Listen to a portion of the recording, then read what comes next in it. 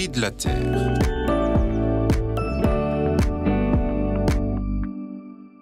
Comme le disait Clémenceau, n'aie jamais peur de te faire des ennemis.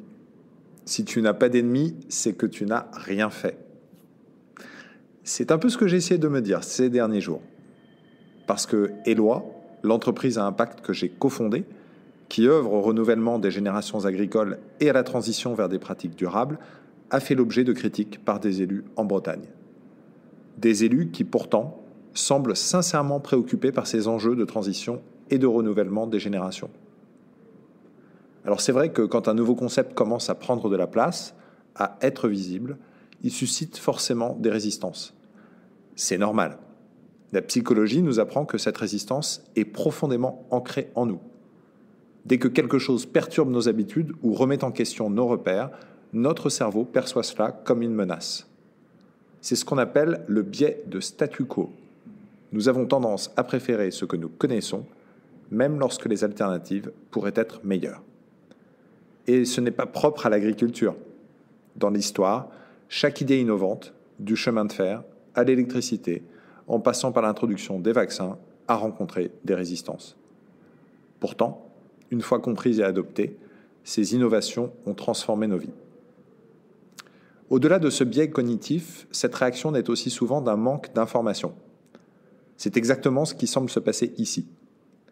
Ceux qui critiquent notre initiative en Bretagne ne nous ont jamais rencontrés. Il n'y a pas eu de dialogue.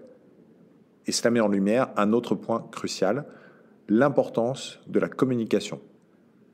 Parce que, soyons honnêtes, dans ce monde d'interaction rapide et d'opinion instantanée, expliquer prend du temps.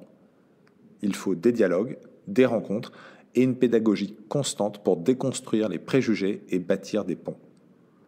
Cela demande aussi de l'humilité. Reconnaître que parfois, l'innovation fait peur parce qu'elle doit être ajustée sur certains points ou qu'elle manque de clarté ou de transparence. Innover, ce n'est pas seulement proposer une nouvelle idée, c'est savoir l'expliquer patiemment à ceux qui n'en perçoivent pas encore les bénéfices. Pas pour convaincre à tout prix, mais pour construire un socle de compréhension commune.